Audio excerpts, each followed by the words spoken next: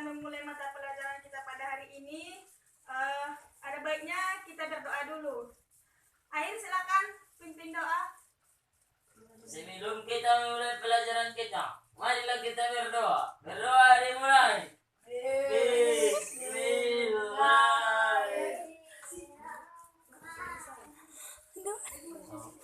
Berdoa selesai.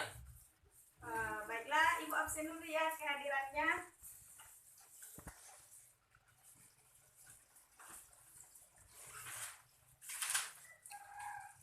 Ahmad, Ada dong.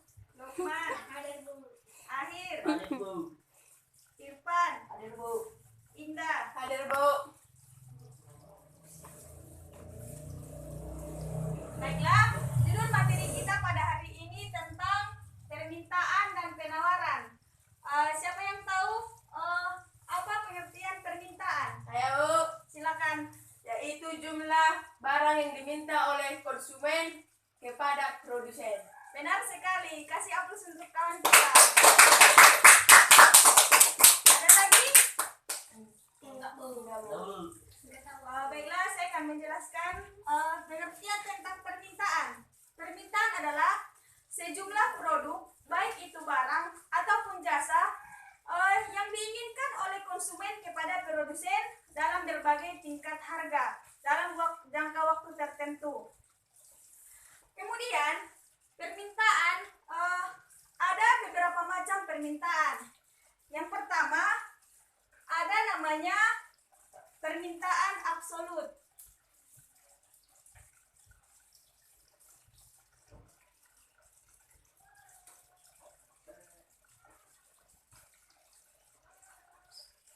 Yang kedua potensial.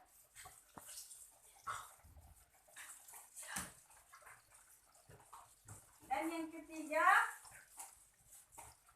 efektif.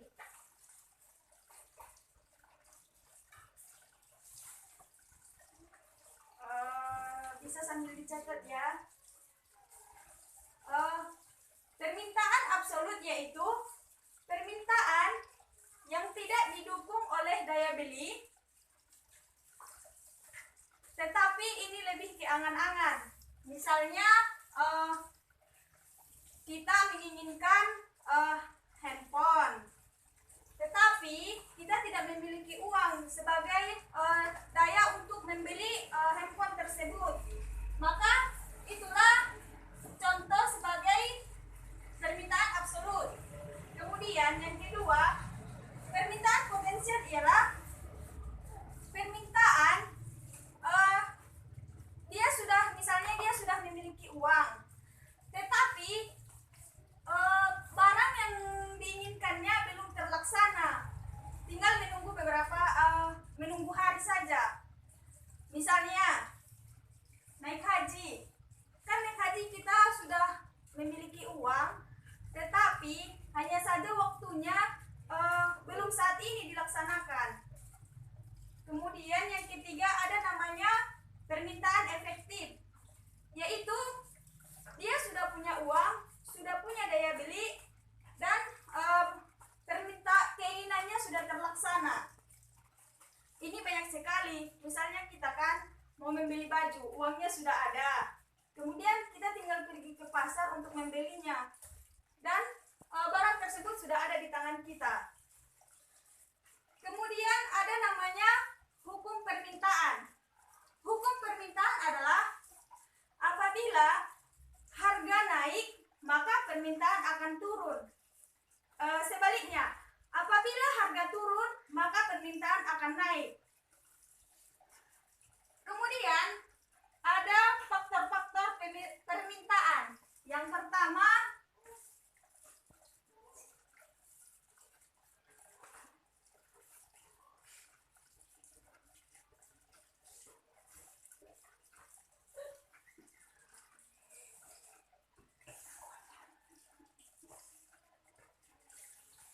ada harga.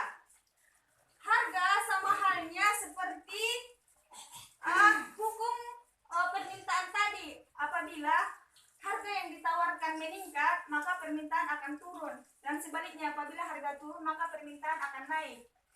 Kemudian yang kedua, perubahan harga barang yang berkaitan.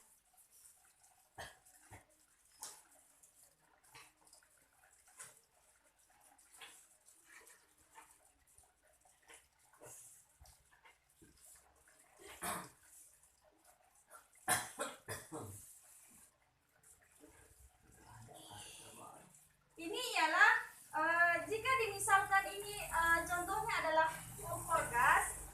Apabila kompor gas naik, maka orang akan berpindah membeli minyak tanah.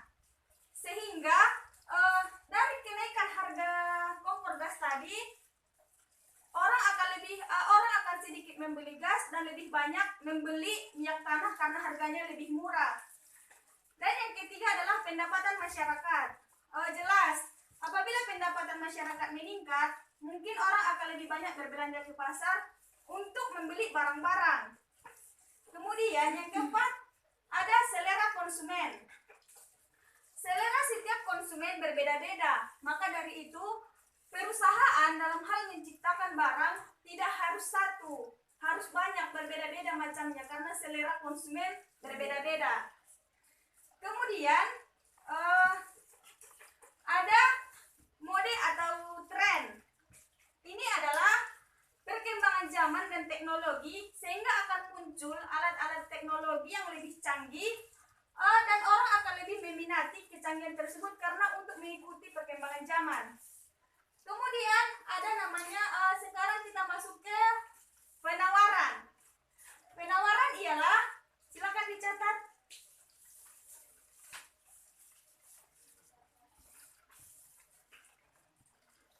pengertian penawaran, sejumlah barang atau jasa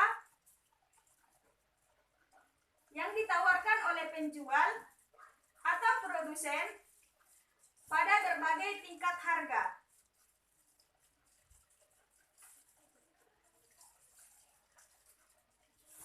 Kemudian titik ya, titik.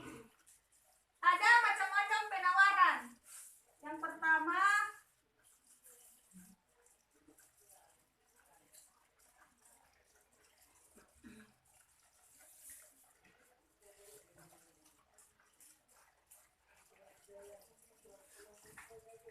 penawaran perseorangan.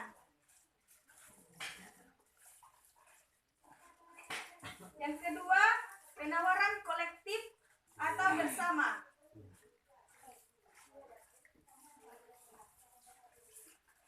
Kalau penawaran perseorangan, ini misalnya kan penjual gas, dia menentukan sendiri bahwa harga gas di tempat penjualannya seharga 25.000. Maka oranglah yang pergi ke situ untuk membeli gas tersebut.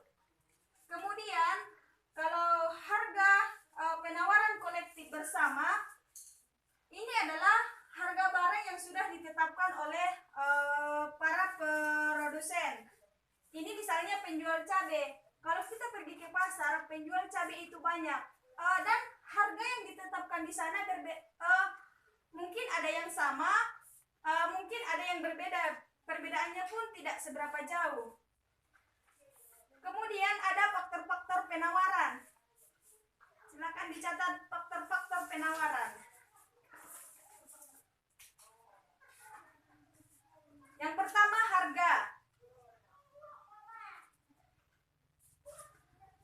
Apabila harga naik, maka produsen akan menaikkan tingkat produksinya. Kemudian yang kedua, biaya input. Apabila biaya naik, produsen mengurangi produksinya. Kemudian yang ketiga, teknologi. Jika teknologi naik, produsen menaikkan produksinya.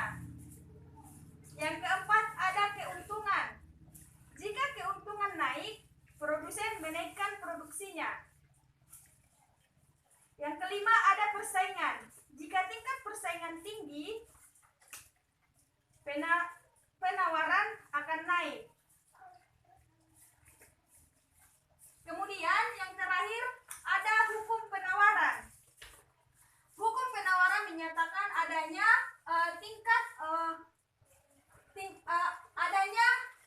sifat positif positif, di mana apabila harga naik, produksinya akan naik, dan apabila harga turun, produksinya akan turun. Misalnya padi, jika padi harga beras naik, maka harga padi akan naik juga. Dan apabila harga beras turun, maka padi juga harga padi akan turun. Baiklah, cukup sekian pertanyaannya. Sekarang Ibu akan memberikan soal untuk kalian.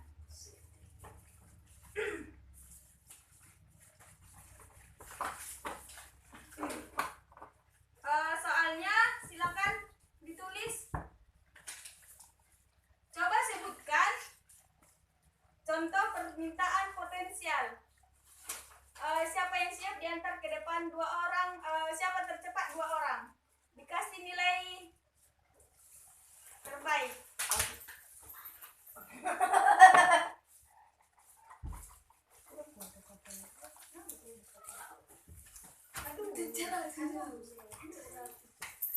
Silakan soal nomor 2. Oke. Silakan jelaskan pengertian permintaan 2 orang tercepat.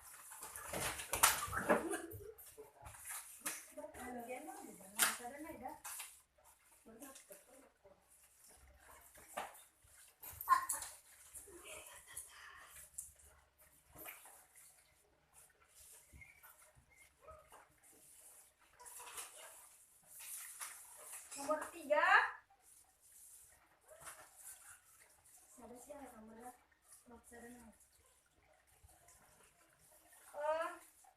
Tuliskan contoh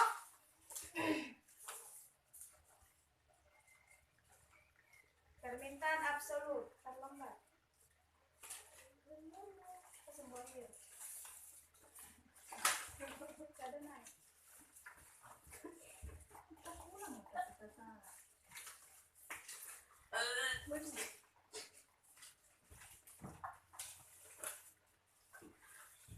Baiklah, karena kalian sudah dianggap mengerti pada mata pelajaran kita hari ini, kita cukupkan. Masih ada lagi yang ingin bertanya? Enggak, Bu. Baiklah, cukup sekian pertemuan kita pada hari ini. Jika ada kata-kata yang salah, Ibu mohon maaf. Billahi fisabilil haq, fastabiqul khairat. Wassalamualaikum warahmatullahi wabarakatuh. Waalaikumsalam